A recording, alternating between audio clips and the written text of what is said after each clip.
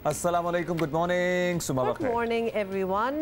क्या हाल है आप लोगों का? Welcome to Geo Pakistan with Huma and Abdullah.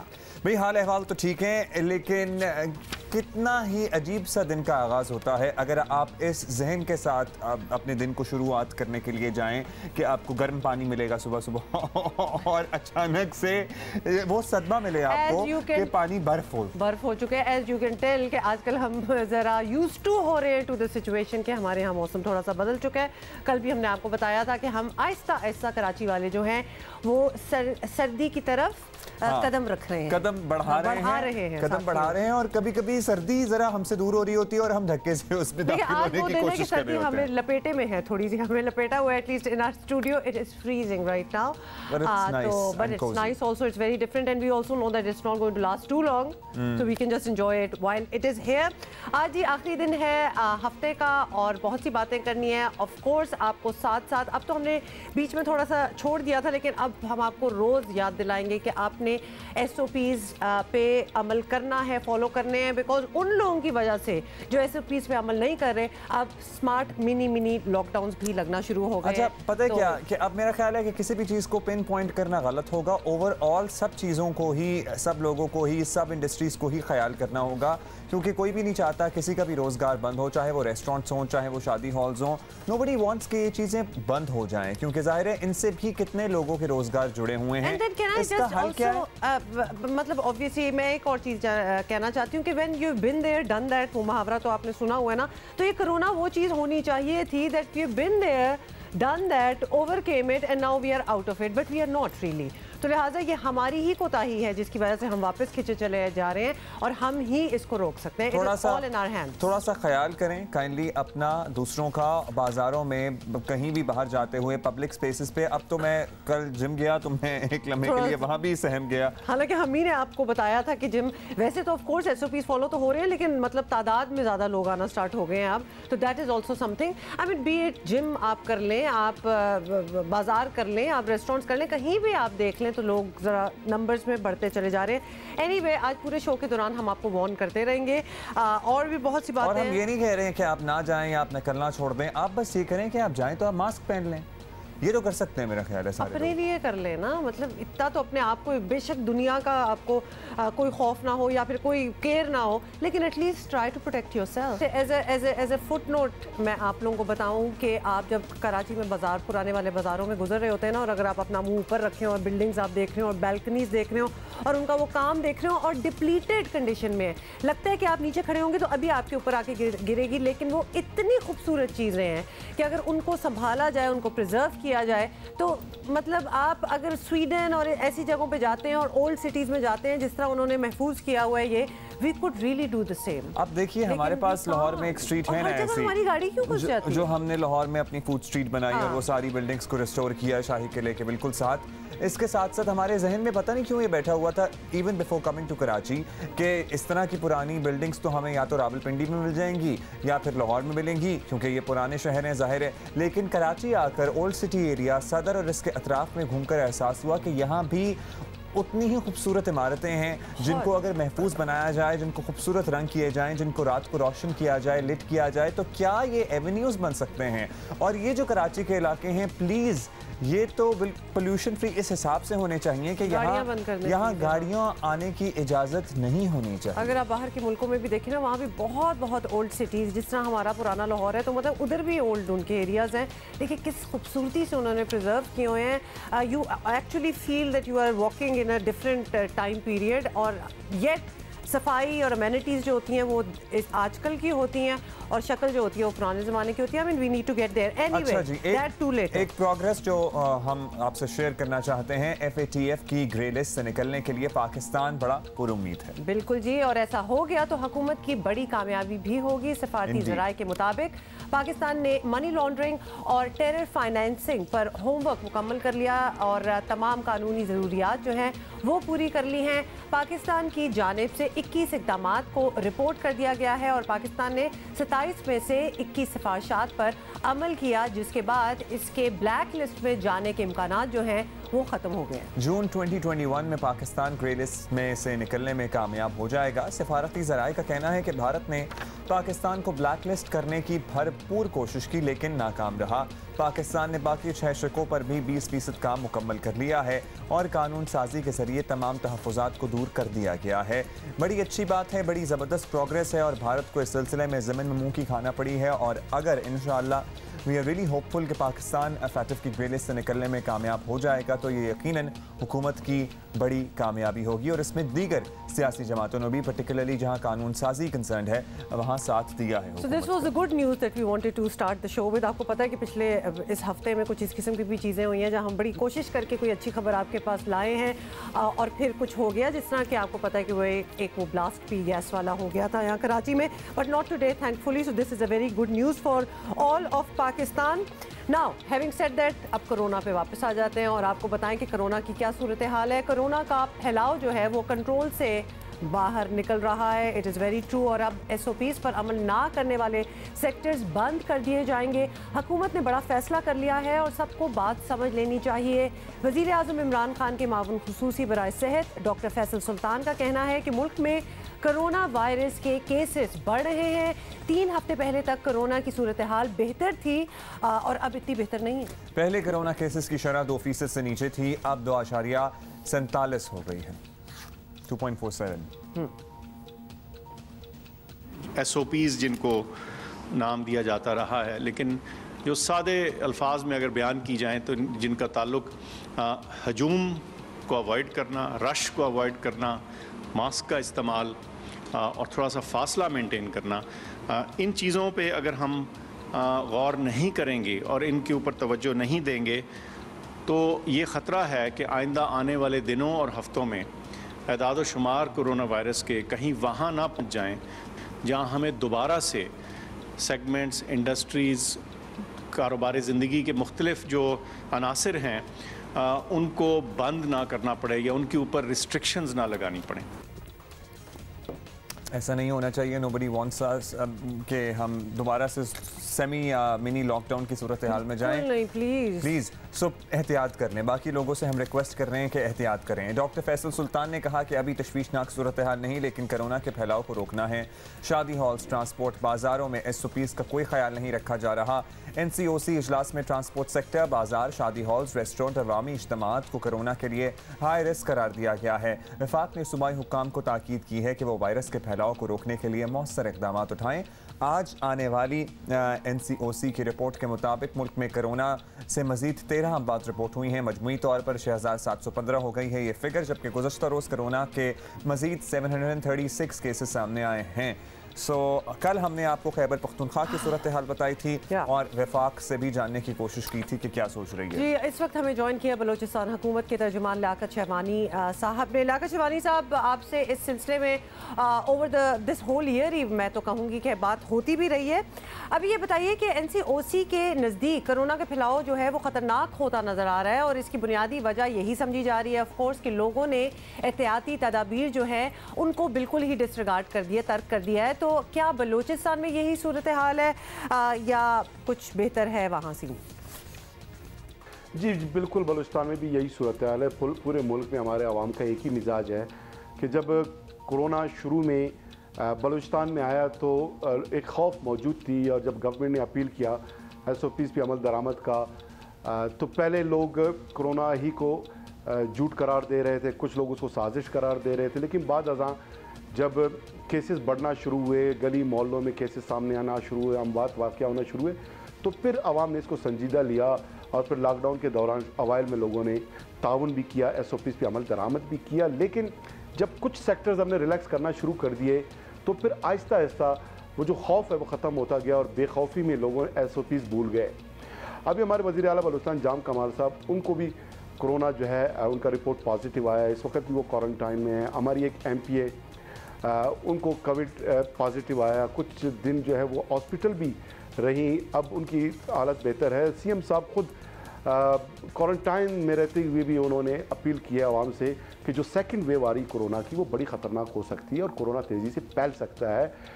Western ममालिक में ये फैल चुका है, 4 लाख केसेस पर डे आ रहे हैं। ईरान में सेकंड वेव सामने आ रही है और ईरान के असरात जो है, चूँकि बॉर्डर है यहाँ बलूचिस्तान के साथ, उसके असरात यहाँ पड़ सकते हैं। अच्छा शामानी साहब, एनसीओसी का फैसला ये भी है कि अब कोरोना एसओपीज़ पर अमल ना करने वाले सेक्टर्स को बंद कर दिया जाएगा। ये बड़ी फिर तवील फहरिस्त बन जाती है। सबसे पहले स्कूल यूनिवर्सिटियाँ आती हैं, फिर पब्लिक ट्रांसपोर्ट है, ताजिर हैं, शादी हॉल्स हैं, रेस्टोरेंट्स हैं, इतनी बड़ी इंडस्ट्रीज़ हैं कि फिर से लोगों को वही माशी मुश्किल। तो इस वक्त क्या सूरत हाल है? पर्टिकुलरली जो लोग बेपरवाह हैं उन पे ज़रा सख्ती करें, उन पे पाबंदी लगाएं, या फिर बिल्कुल ब्लैंकेट बैन का सोचा है आप लोगों ने? देखिए, सरकारी दफातर के अलावा तकरीबन हमें लापरवाही बेपरवाही तमाम सेक्टर्स में नज़र आ रहा है। और ये वही सेक्टर्स हैं जब हमने लॉकडाउन किया तो ये अपीलें करते रहे, प्रेस कॉन्फ्रेंसेस करते रहे, डिमांड्स करते रहे, मुतालबात करते रहे कि हमारे ट्रांसपोर्ट को नुकसान हो रहा है, हमारे जो हमारा स्ट्रेंथ है, जो हमारे पास डेली वेजेस पे लोग काम करते हैं, उनकी मईशत को नुकसान हो रहा है। बराए करम आप ट्रांसपोर्ट खोल दें, बराए करम आप लॉकडाउन ख़त्म करें, बराए करम आप मार्केट्स खोल दें। यही लोग आज जो है लापरवाही का शिकार हैं। और मैंने जैसे गुजारिश किया कि सेकंड वेव बलूचिस्तान में वो आ सकती है। सितंबर में हमारे केसेस जो है गुज़िश्ता अगस्त के मुकाबले में उसमें दुगना इजाफा हुआ था और ये इजाफा सामने आ सकता है। और अगर इन सेक्टर्स के लोगों ने एसओपीज़ पर अमल दरामद नहीं किया, मास्क का इस्तेमाल नहीं किया, हमने हालांकि मैंडेटरी मास्क का एक नोटिफिकेशन 18 अप्रैल ही को जारी किया था, अगर उस पर अमल दरामद नहीं होता तो फिर इसके अलावा बलूचिस्तान गवर्नमेंट के साथ कोई रास्ता नहीं रह जाता कि जिस सेक्टर में केसेस ज़्यादा नुमाया होना शुरू हो गए उससे फिर हम लॉकडाउन कर सकते हैं। अच्छा शिवानी साहब, आपसे ये भी कहेंगे और जो लोग हमें देख रहे हैं उनसे अपोलोजाइज भी करेंगे कि कभी कभार लगता ये है कि हम टोटली आवाम को ब्लेम कर रहे हैं कि जी आप चूँकि एसओपीज़ फॉलो नहीं कर रहे इसलिए फैलता चला जा रहा है, लेकिन हमारी जो सियासी सरगर्मियाँ हैं उनकी भी बड़ी कंट्रीब्यूशन है इसमें। आपको पता ही है कि कितने जलसे भी हो रहे हैं, कितनी कन्वेंशन पे भी मिला जा रहा है, मतलब बहुत सी इस किस्म की सरगर्मियाँ हैं जिनको बंद करना चाहिए, एटलीस्ट लीड बाय एग्जाम्पल करने की कोशिश है। तो 2 दिन बाद ऑपोजिशन का एक बहुत बड़ा जलसा होने वाला है कोयटा में, तो क्या इसके लिए कुछ रियायत करेंगे शिवानी साहब, या मास्क और फासले वाली बातों पर अमल करवाने की कोशिश की जाएगी? मतलब क्या सोचा है? आई डोंट थिंक सो कोई सूरत हो सकती है। आपने देख ही ली है तो कोयटा में जलसा होने जा रहा है। इसमें ज़्यादा लोग चूँकि बाकी 3 सूबों से तशरीफ़ लाएंगे और बाकी 3 सूबों में इस वक्त बलूचिस्तान के मुकाबले में कोरोना के केसेस ज़्यादा हैं। नंबर 2, ये ट्रेन्स में आएंगे, ये वैन्स में आएंगे और वहाँ पे एसओपीज़ सोशल डिस्टेंसिंग का ख्याल नहीं रखा जाएगा और फिर ये मॉब की शक्ल में आएंगे जुलूसों में। जितने भी जलसे इस वक्त तक हमने देखे हैं या कॉर्नर मीटिंग्स पीडीएम के जलसों की तैयारी के सिलसिले में, वहाँ पे कोई एसओपीज़ पे अमल दरामद नहीं हो रहा। सो ये तय है कि ये जो पीडीएम के वर्कर्स हैं अपने साथ कोविड जो है दीगर सूबों से ला रहे हैं। जैसे मैंने जिक्र किया कि इस वक्त बलूचिस्तान में कोविड के केसेस बहुत कम हुए हैं, सिर्फ 457 केसेस सामने आए हैं 21 दिनों में। तो जो हमारा सर्च सामने आएगा या केसेस में एक इंक्रीज सामने आएगी वो 25 अक्टूबर के जलसे की बाद आएगी।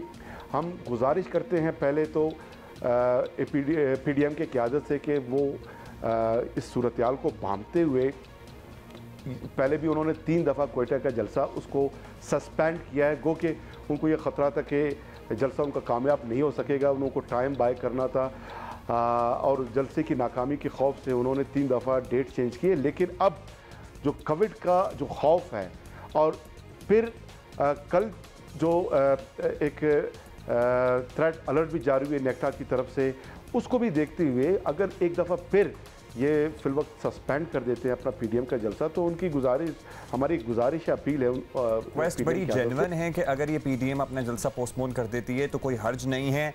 सबसे पहले मैं कहता हूँ सेक्टर्स पे पाबंदी की बात करने से पहले अपनी टाइगर फोर्सों से मुलाकातों पे पाबंदी होनी चाहिए, कन्वेंशंस वो कला के जो हुए हैं उन पे पाबंदी होनी चाहिए, और ऑपोजिशन को ना मेंशन करना भूलें, उनको ये जल्द से जुलूस करने से पहले कुछ खुदा का खौफ करना चाहिए क्योंकि अब सूरत हाल आउट ऑफ कंट्रोल हो रही है।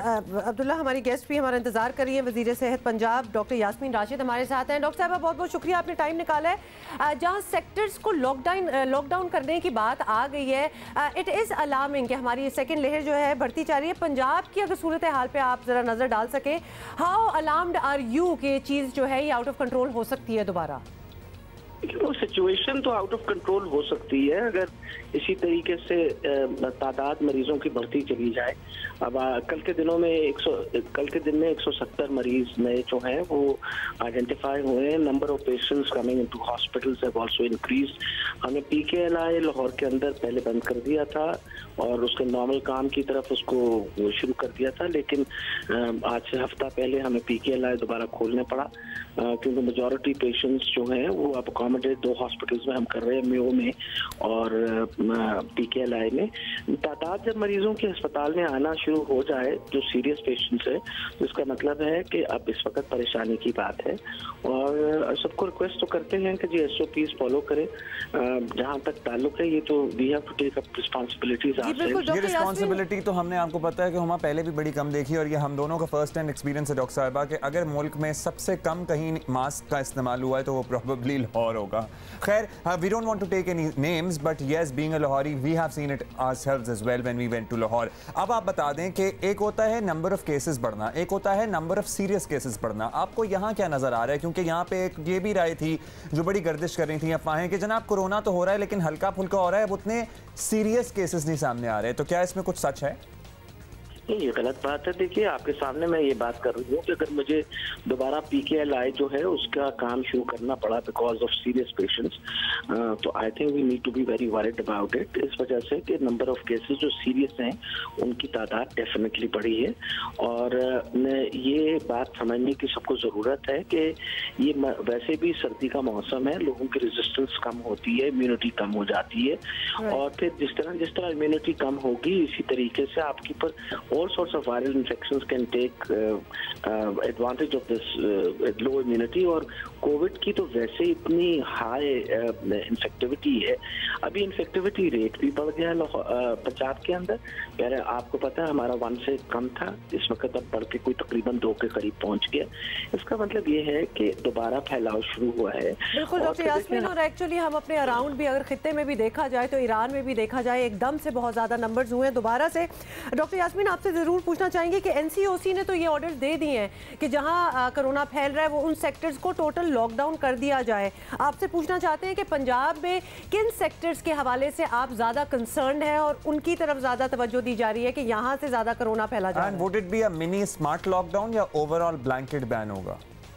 I hope we don't go into the blanket lockdown because उससे तो आपको पता है, आपको भी एहसास है और मुझे भी कि कितना बड़ा नुकसान इकोनॉमी को होता है जब आपको बड़ा लॉकडाउन करना पड़ता है। हर किस्म का काम आपको रोक देना पड़ेगा और लोग जो खास तौर पे दिहाड़ीदार हैं, जो 40% तबका हमारा दिहाड़ीदार है, वो सबसे ज़्यादा सफ़र करता है और इस तरह का इकोनॉमिक मेल्टडाउन अगर हुआ तो इतनी बड़ी इकोनॉमीज जो हैं वो संभल नहीं पा रही, तो हम जैसे गरीब मुल्क जो है हमारे लिए संभालना बहुत मुश्किल हो जाएगा। लोगों को का एहसास होना चाहिए।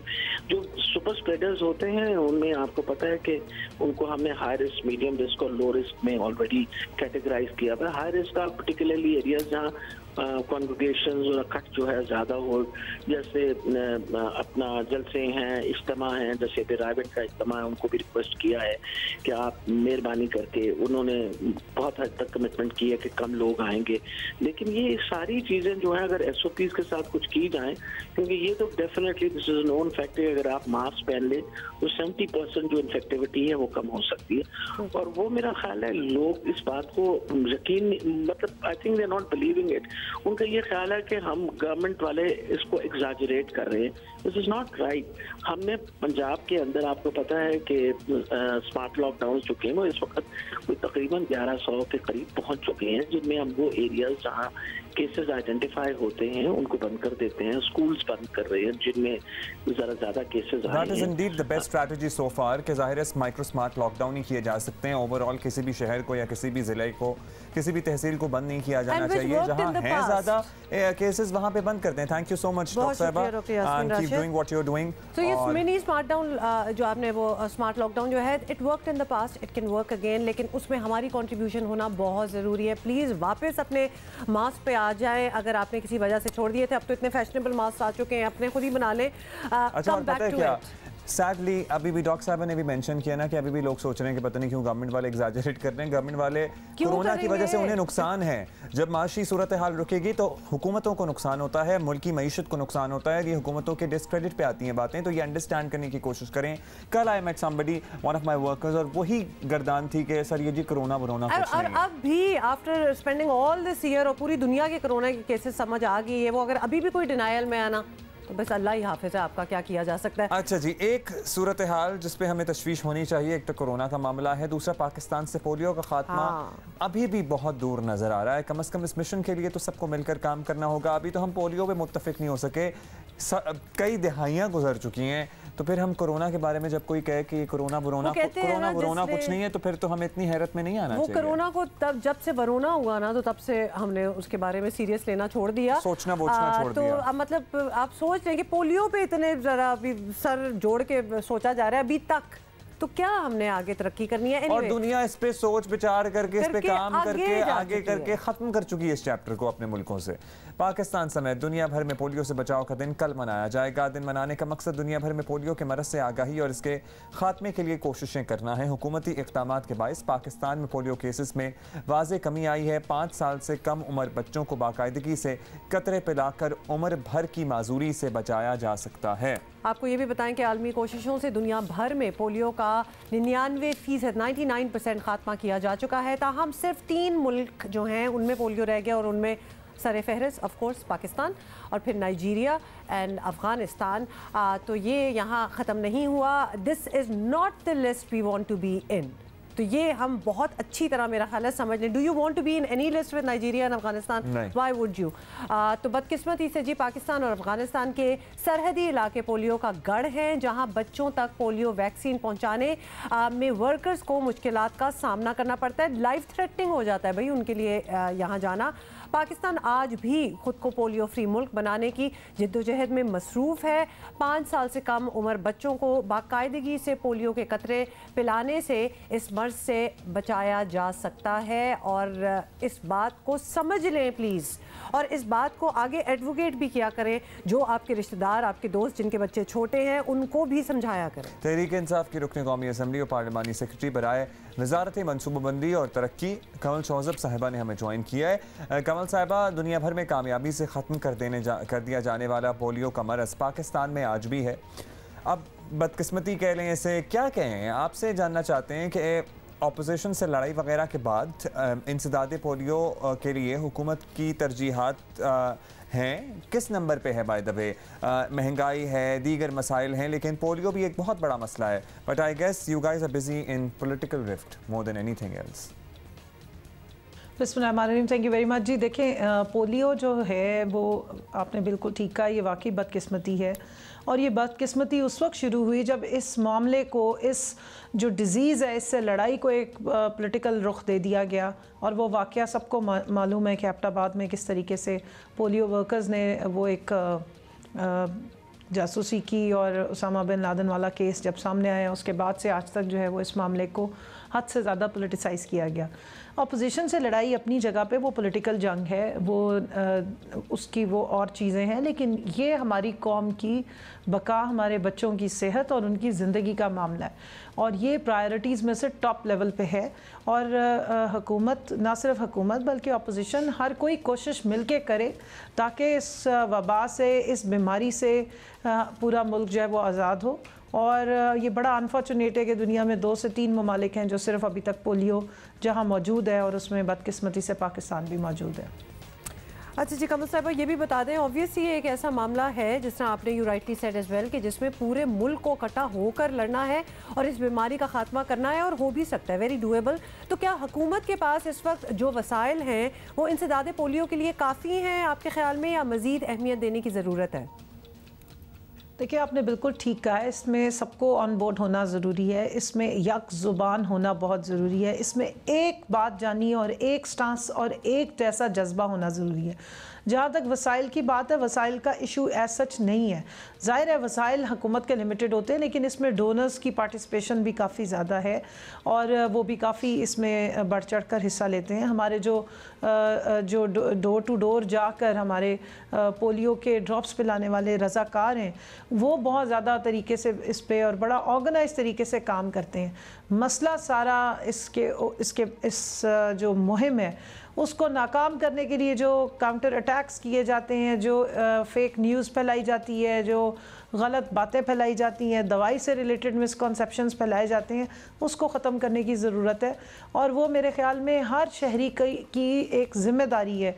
जो भी अवेयरनेस रखता है उसको चाहिए कि वो इस कैंपेन में बढ़ चढ़ कर हिस्सा लें, और जब पोलियो पिलाने के लिए रज़ाकार हमारे दरवाज़े पे आएँ तो हम उन्हें वेलकम भी करें और बाकियों को भी इस बात की अवेयरनेस दें कि ये अपनी जानों पे खेल के, अपने आराम को तल्फ़ करके, इतनी मेहनत करके आपके बच्चे की ज़िंदगी बचाने के लिए कि वो ज़िंदगी भर माजूरी में ना गुजारे, ये आपके दरवाजे पे आए, इनका अपना कोई फ़ायदा नहीं है, इस पूरी कौम के मुस्तकबिल का फ़ायदा है। कमल साहबा, अगर हुकूमत इन तमाम मामलात पर नज़र रख रही है तो ये अंदाज़ा भी ज़ाहिर लगा लिया होगा कि कब तक हम पोलियो से जान छुड़ा पाएंगे।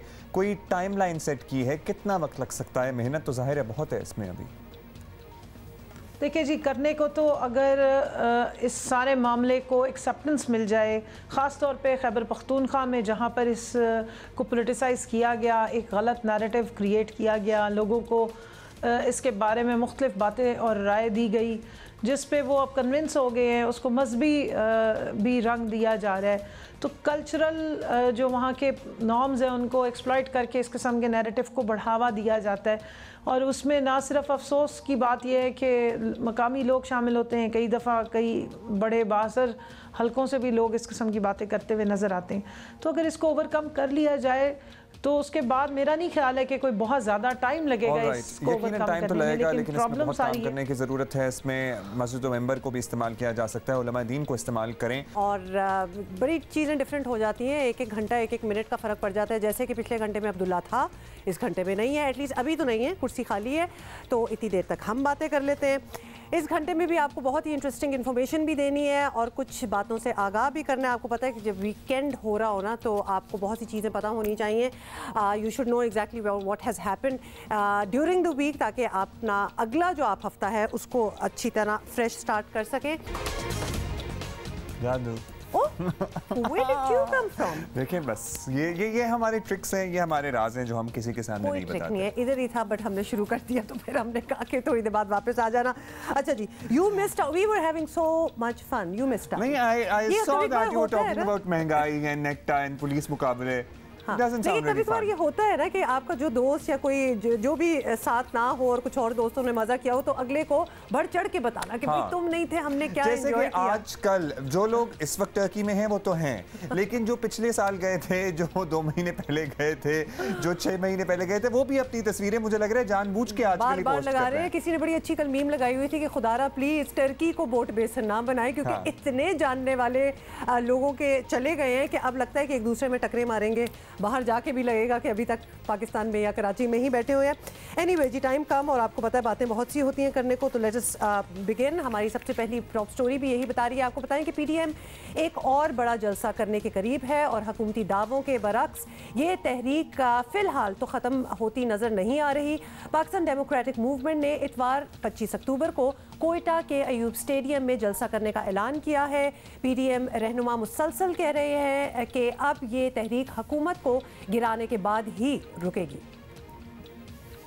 इस वक्त हमारे सामने अगर की गुंजाइश नहीं, तो ये इंशाल्लाह कामयाब ही होगी। और जहाँ तक इस्तीफ़ों का मसला है, हमारे एलामिया में ये ऑप्शन लिखा गया है बाकायदा, तो जहाँ 2-3 और ऑप्शंस हैं, हम हर ऑप्शन को लेंगे। दूसरी जानिब हुकूमत भी पुरुम्मीद है, पुरएतमाद है कि जलसे जुलूसों से उसे कुछ नहीं होने वाला। हुकूमती रहनुमा भी मुसलसल अपोजिशन पर सियासी हमलों में मसरूफ हैं। मुल्क को लूटो तुम, मनी लॉन्ड्रिंग करो तुम, मफरूर और इश्तियारू का खानदान तुम्हारा, लेकिन सवाल भी पूछो तुम। अजीब तमाशा है, मुल्क को भी लूटो, झूठ भी बोलो, करप्शन भी करो, रंगे हाथों भी पकड़े जाओ, फिर उसके बाद सवाल भी और चीखो पुकार भी आपकी सुनाई दे। ये नहीं होगा। तहरीर ना रोमांगा नहीं माना गया, बाहर आके इदारों को निशाना, अदालतों को निशाना, हुकूमत के ऊपर भी सवाल, ये चीज़ें शुरू हो गई। नेशनल काउंटर टेररिज्म अथॉरिटी यानी नेक्टा ने पेशावर और कोयटा में दहशतगर्द हमले का थ्रेट अलर्ट जारी किया है। नेक्टा के मुताबिक कल अदम तहरीक तालिबान पाकिस्तान ने पेशावर और कोयटा में दहशतगर्दी की मनसूबाबंदी की है। नेक्टा का कहना है दहशतगर्दों ने बम और खुदकुश धमाकों से सियासी और मजहबी क़यादत को निशाना बनाने का मनसूबा बनाया है और इन इत्तलात पर 21 अक्टूबर को बलोचिस्तान में कार्रवाई करके दहशतगर्दी का बड़ा मनसूबा नाकाम बनाया गया था। नेक्टा की रिपोर्ट भी बहुत कुछ कहती है जी। आपको बताएं कि नेक्टा की रिपोर्ट अपनी जगह, लेकिन शहरियों की सिक्योरिटी और जमहूरी आज़ादियों का तहफ़्फ़ुज़ रियासत की जिम्मेदारी है। और साथ ही साथ इस पे बात करते हैं वफाकी वज़ीर रेलवेज़ शेख रशीद साहब अपनी मिनिस्ट्री में तो मुतहर्रिक हैं, लेकिन सियासत में और अपोजिशन के मामलात में उससे ज़्यादा मुतहर्रिक होते हैं। बहुत शुक्रिया शेख साहब। शेख साहब, पाकिस्तान डेमोक्रेटिक मूवमेंट अब तक 2 जलसे कर चुकी है, लोगों की शिरकत भी ठीक ठाक ही रही, पर्टिकुलरली दूसरे जलसे में। आपके ख्याल में सियासी लिहाज से कामयाब जलसे थे या नहीं थे?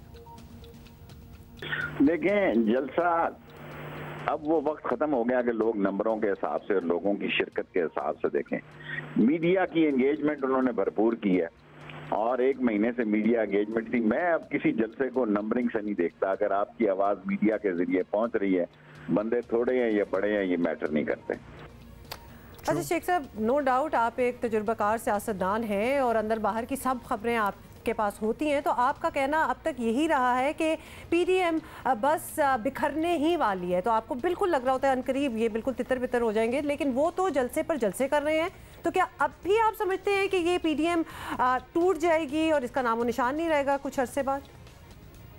लेकिन जो बात मैंने कही है मैं उस पर कायम हूँ कि पीडीएम के सारे एजेंडे के साथ पीपल्स पार्टी नहीं चलेगी और मैं इस पर कायम हूँ कि 30 दिसंबर से 20 फरवरी तक बेहतर हो जाएंगे हालात और मामलात। पीडीएम जो है उसमें पीपल्स पार्टी का किरदार जो है, अगर जो लोग सोच रहे हैं वैसा नहीं होगा जैसे लोग सोच रहे हैं। और मैं अपने बयान पर कायम हूँ कि 31 दिसंबर से लेकर 20 फरवरी तक हालात मुख्तलिफ होंगे और इमरान खान जो है वो इस बहरान से और इस सियासी जो उनके खिलाफ एक एजिटेशन शुरू किया जा रहा है उससे निकल जाएंगे और अपने 5 साल पूरे करेंगे।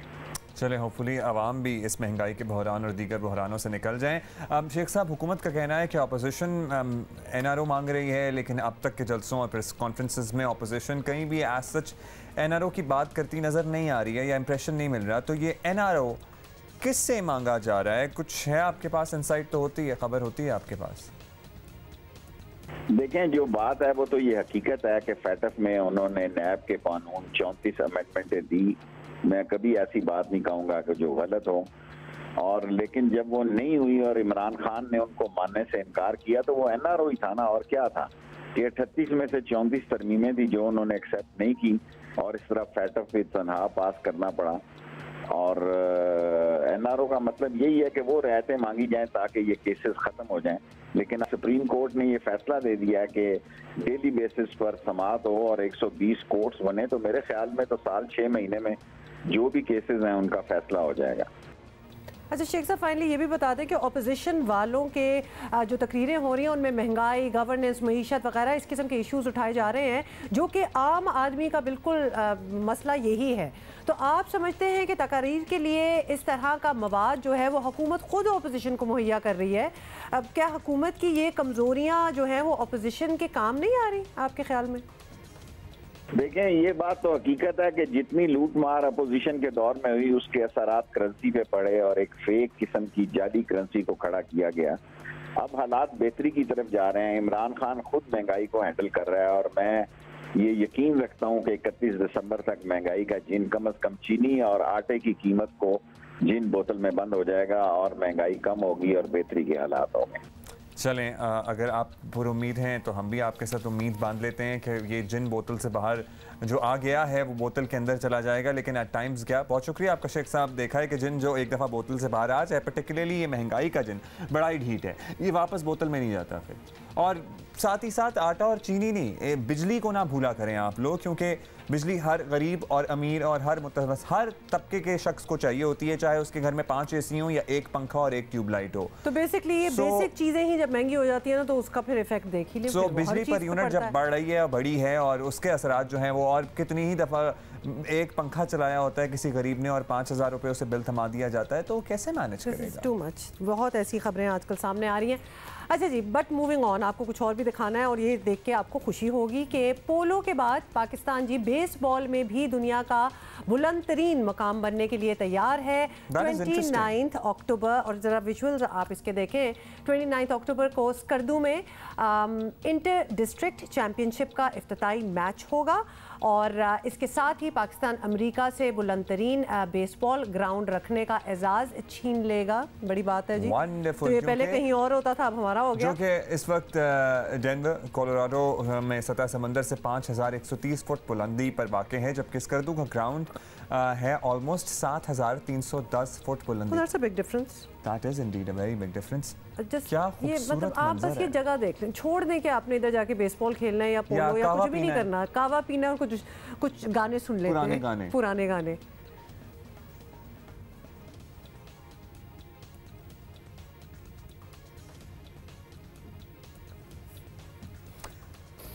ये ज़रा ख़तरनाक किस्म की हैपनिंग्स होना स्टार्ट हो गई और ज़रा ज़्यादा होना स्टार्ट हो गई। आपको बताएं कि लाहौर हो या कराची, पुलिस का हर जगह एक ही हाल है। और लाहौर में कल एक और इंतहाई अफसोसनाक वाक़या हुआ। पुलिस मुकाबले के दौरान नौजवान लड़की फातिमा की हलाकत ने अमल केस की याद फिर ताज़ा कर दी। आपको बताएं कि लाहौर में पंजाब यूनिवर्सिटी के करीब डॉल्फिन फोर्स और डाकुओं में फायरिंग के तबादला हुआ और इस दौरान 22 साल लड़की गोली लगने से जाँ बहक हो गई। तीनों डाकुओं को गिरफ्तार करके उनके खिलाफ फातिमा के कत्ल का मुकदमा दर्ज कर दिया, यानी उनको गिरफ्तार करके फातिमा के कत्ल का जो मुकदमा है वो दर्ज कर दिया गया। पुलिस का मौक़िफ़ है लड़की डाकुओं की फायरिंग से जाँ बहक हुई, लेकिन वुरसा का कहना है कि फातिमा को डॉल्फिन फोर्स की गोली लगी है। अब इसकी फोरेंसिक को तो आराम से 2 मिनट की बात है। अब ऐसे ही एक वाक़े में आपको याद है 2018 में कराची में मासूम बच्ची अमल उमर निशाना बनी थी। वज़ीर आज़म ने इक़्तिदार संभालते ही पुलिस इस्लाहात का वादा किया था, जिस पर अब तक कोई काम नहीं हुआ है। कौन कौन से वादे वैसे याद दिलाएं हम आपको? पुलिस का हमने निज़ाम ठीक करना है। पहले मुझे केपी की बड़ी खुशी है कि केपी के अंदर एक बहुत बड़ी तब्दीली आई है पुलिस में, और मैं बड़ा शुक्रगुजार हूँ कि जिस तरह केपी की पुलिस ने एक ऐसी तब्दीली लेके आई कि हमारे इलेक्शन की जीतने की एक बहुत बड़ी वजह यह थी कि पुलिस तब्दील हो गई वहाँ। ये वादा था वज़ीर आज़म का। वज़ीर आला पंजाब उस्मान बुज़दार ने हमेशा की तरह रिवायती वाक़े का नोटिस लेते हुए IG पंजाब इनाम गनी से रिपोर्टें बहुत मांगते हैं। रिपोर्ट मांग ली है, लेकिन ये हरगिज़ काफ़ी नहीं। असल मकसद ये होना चाहिए कि ऐसे अफसोसनाक वाक़यात को रोका कैसे जाए। जब तक इस तरफ नहीं सोचा जाता, कभी कोई अमल, कभी कोई फातिमा या कभी कोई और शख्स अंधी गोली का निशाना बनता रहेगा। So we have to do something about it. और ये जिक्र तो हमने अमल और फातिमा का किया है, बीच में इतने ज़्यादा और लोग कितनी बार हमने जिक्र किया है, रिपोर्ट भी नहीं हुए इतने ज़्यादा बिल्कुल, और ये क्रॉस फायर में मारे जाते हैं और ये इनोसेंट बायस्टैंडर का जो लकब होता है ना, वो इन्हीं चीज़ों पे आता है। बेचारों का कसूर भी नहीं होता एंड दे आर गॉन। और उसके बाद मुझे नहीं पता कि कोई कॉम्पनसेशन एनीथिंग कुछ आप इनकी फैमिलीज कुछ क्लेम कर सकती हैं। I doubt. पुलिस का तो कहना है कि डाकुओं की फायरिंग है, वो घर वाले कह रहे हैं कि भाई डॉल्फिन फोर्स की फायरिंग है, तो फिर कौन मानेगा? अच्छा जी, साबिक IG पुलिस समेत कई ओहदों पर रहने वाले और पुलिस इस्लाहात के माहिर डॉक्टर शोएब सडल ने हमें ज्वाइन किया है। डॉक्टर शोएब सडल, सबसे पहले तो आपसे यही पूछना चाहेंगे कि लाहौर पुलिस मुकाबले के दौरान एक राहगीर लड़की फायरिंग की जद में आकर मारी गई, वो तो कराची में अमल उमर का वाक़या सबके सामने है। इस तरह के दर्जनों और वाक़यात हो चुके हैं। हमारी पुलिस इस तरह के मुकाबले वगैरह के हालात के लिए क्या तरबियत नहीं रखती, ये हम आपसे पूछना चाह रहे हैं, या कोई और मसला है, मासूम जानों का नुकसान होता चला जा रहा है? इस पे ज़रा पॉइंट आउट कर दें कि ये हो क्या रहा है इधर। देखें, ये वैसे तो जो बेस्ट ऑफ द कंडीशंस होती हैं उनमें भी कुछ ना कुछ कोलेटरल डैमेज जो है वो हो जाता है, लेकिन हमारे यहाँ ये इशू इसलिए थोड़ा ज़्यादा है कि जो हमें इन्वेस्टमेंट्स करनी चाहिए कैपेसिटी बिल्डिंग पे, अपने फोर्स की ट्रेनिंग पे, उसके लिए वसाइल मुहैया नहीं होते। तो अब तो फिर भी थोड़ी सिचुएशन बेहतर हो गई है। एक ज़माना था जब ट्रेनिंग के दौरान आपको मैक्सिमम 20 राउंड दिए जाते थे कि जी ये फायर कर लें, तो उसके बाद कभी दोबारा ट्रेनिंग ही नहीं होती थी। तो ये तो आपको एक प्रोफेशनल पुलिस ऑफिसर बनाने के लिए काफ़ी सारे रिसोर्सेज की और ज़रूरत है, वो आप इसमें डालें। और फिर यह है कि एक कॉन्सेप्ट है CPD का, कंटिन्यूस प्रोफेशनल डेवलपमेंट, कि आपको हर साल कुछ आवर्स के लिए, फिक्स्ड आवर्स के लिए 20-25 आवर्स अपनी ट्रेनिंग जो है उसको रिपीट करते रहना है। और उसमें अगर उस दौरान कोई नए वेपन्स आ गए हैं या कोई नई और इन्वेंशंस आ गई हैं तो उसके मुताबिक अपने आप को एडजस्ट करना है। सर साहब, ये कोलैटरल डैमेज का जब वर्ड आता है ना, तो लगता है कि जैसे इमारतें डैमेज हो रही हों। जब इंसानों की जानों की बात हो तो फिर ऐसी टर्म्स भी थोड़े से ऑफ लगते हैं। डॉक्टर साहब, अमल वाक़े के बाद आपको याद होगा ये तय किया जा रहा था कि पुलिस के पास ऑटोमेटिक गन्स नहीं होनी चाहिए, तो क्या ये ऐसा ऑप्शन है जिसे इस्तेमाल किया जाए तो शायद नुकसान कम हो सकता है, लेकिन एट द सेम टाइम अगर गन्स भी नहीं होंगी, असलहा भी नहीं होगा, तो जिनसे निपटना है उनसे कैसे निपटेंगे? ये बड़ा मुश्किल है इक्वेशन वैसे। ऑटोमेटिक जहाँ तक वेपन्स का तल्लक है, एक तो ये इस हद तक तो ठीक है, मैं एग्री करता हूँ कि हर एक के पास नहीं होने चाहिए। एक ये स्पेशल यूनिट होना चाहिए और उनकी उसी में ट्रेनिंग होनी चाहिए और वो हाईली स्किल्ड लोग होने चाहिए ताकि ये इस तरह के जो कोलैटरल साइड है उसको मिनिमाइज़ किया जा सके। लेकिन ये नहीं होना चाहिए कि जी हर बंदा जो है वो रूटीन में कैरी करे ऑटोमेटिक वेपन्स। अच्छा डॉक्टर सर, ये भी बताएं कि जब पुलिस इस्लाहात, पुलिस रिफॉर्म्स की बात की जाती है तो आम लोगों का सवाल ये होता है कि ऐसी क्या इस्लाहात होंगे कि इसके बाद पुलिस का आवाम से रवैया भी बदले, दोस्ताना ना सही लेकिन बेरहमाना भी ना हो, मतलब कुछ तो बेहतरी आया। तो क्या ये मुमकिन हो सकता है? मुमकिन है अगर हम पॉलिटिकल विल शो करें, अगर हम डिटरमेंट हों, अगर हम पुलिस को एक नेशनल इंस्टीट्यूशन के तौर पर लें और उसमें ये जो पॉलिटिकल पोलराइजेशन की वजह से कबाहतें आती हैं उनसे दूर रखें। तो बाकी रिफॉर्म्स का तो हमें सबको पता है कि कौन कौन सी चीज़ें करनी है। रिफॉर्म्स सिंपल यही हैं कि आपने भर्तियाँ मेरिट पे करनी है, आपने ट्रेनिंग सही करनी है, आपने प्रोफेशनल पुलिस ऑफिसर्स प्रोड्यूस करने हैं, आपने मेरिट पे उनकी तरक्कियाँ करनी है, आपने अगर वो कोई मिसकंडक्ट करते हैं तो उनको सज़ा देनी है, अकाउंटेबल रखना है। ये सिंपल 5 प्रिंसिपल्स हैं, अगर आप इन पे अमल करें तो रिफॉर्म्स ज़रूर हो सकती हैं। लेकिन अगर ये है कि जी जो एक सिक्योरिटी ऑफ टेन्योर है, ये एक बहुत नेसेसरी कॉन्सेप्ट है, लेकिन अगर आप 2-2 महीने के बाद, 1-1 महीने के बाद ट्रांसफ़र करें तो बस ख़त्म बात। उसके बाद तो पुलिस ने क्या परफॉर्मेंस देनी है। चलें, कुछ अच्छी सजेशंस आपने भी दे दी हैं, होपफुली जिन्होंने इन सजेशंस पे अमल कराना है उन तक भी पहुंची होंगी। बहुत शुक्रिया आपका डॉक्टर शोएब सदल हमारे साथ मौजूद है। मुल्क की माशी सूरत हाल की बात करेंगे। मुल्क की माशी सूरत हाल भी खूब है। हुकूमती वज़रा एक जानिब तो करंट अकाउंट सरप्लस होने का दम भर रहे हैं और बदले में होने वाली महंगाई से भी परेशान है, लेकिन क्या ये कहना दुरुस्त है कि करंट अकाउंट काबू करने से महंगाई बेकाबू हो गई है? अब ये अहम सवालात हैं, इस पे वी आर नो एक्सपर्ट्स, समझने की ज़रूरत भी है। हमारे कॉरेस्पॉन्डेंट हैं रियाज एंडी, इनकी रिपोर्ट देखें, बहुत कुछ हमें भी क्लियर होगा, आपको भी। तो let's watch it together. I guess let's watch. IMF programme का हासिल है कि मुल्क की करंट अकाउंट खसारा सरप्लस हो गया है। मुल्क की मुआशी टीम ने फंड प्रोग्राम पर मेहनत से अमल दरामद करके ये कामयाबी हासिल की है, इसलिए इसका खूब प्रचार भी है। IMF normally current account deficit को दूर करने के लिए बहुत ज़्यादा एम्फेसाइज करता है, लेकिन इस एक कंपोनेंट की इम्प्रूवमेंट के लिए हमने जो कीमत अदा की है वो पूरी मईशत के अंदर रिसेशन है। हमारे महंगाई, बेपनाह कर्जा, रुपए की डीवैल्यूएशन, ये सब चीज़ें अलग, मयार ज़िंदगी भी लोगों का मुतासिर हो रहा है। लेकिन जो सबसे अहम बात है वो हमारा रियल सेक्टर यानी सनत और ज़राई शोबा, इसकी मईशत की ख़राबी है। फंड प्रोग्राम को नई मुआशी टीम ने अमली शक्ल पहनाई, तवानाई की कीमतें बढ़ाई, रुपए को गिराया, दरामदात को कंट्रोल किया और बदले में महंगाई का रोग लगा दिया। बहुत मुश्किल है, पाकिस्तान में रहना इतना आसान नहीं है और गरीब आदमी तो बहुत अच्छी तरह से पिस रहा है। दाल महंगी, सब्जी महंगी, क्या करें? क्या खाएंगे?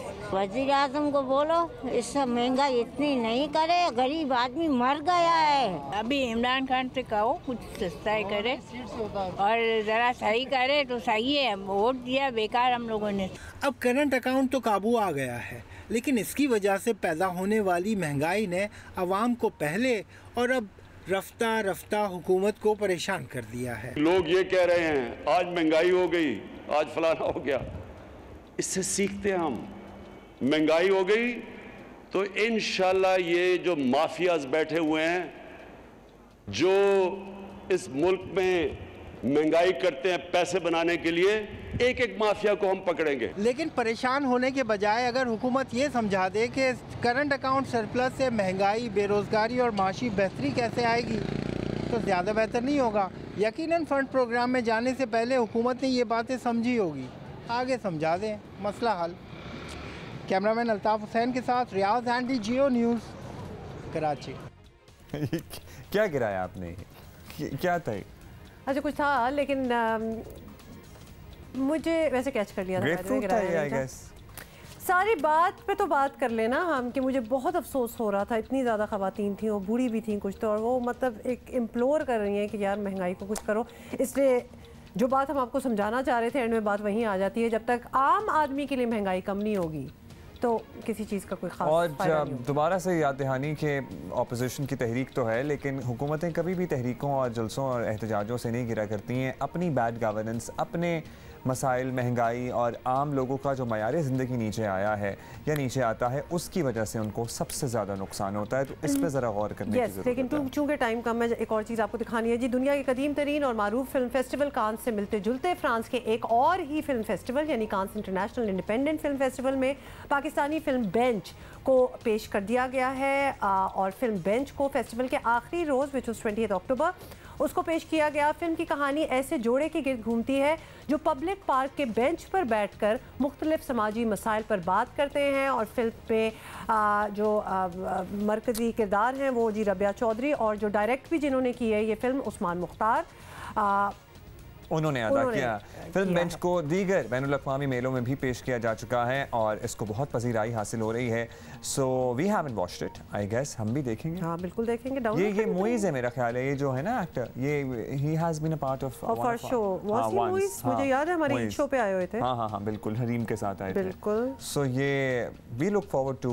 बट इस किस्म की जो जरा ऑफ बीट फिल्म्स होती है ना, वो मुझे बड़ी पसंद है, तो ये ज़रूर आप देखें। और इसके लिए आपको कहीं जाना भी कम होती है, जल्दी से देख के आप फारिग भी हो जाते हैं और बड़ी अपने घर में ही देख सकते हैं, आपको कहीं जाने की ज़रूरत भी नहीं होगी।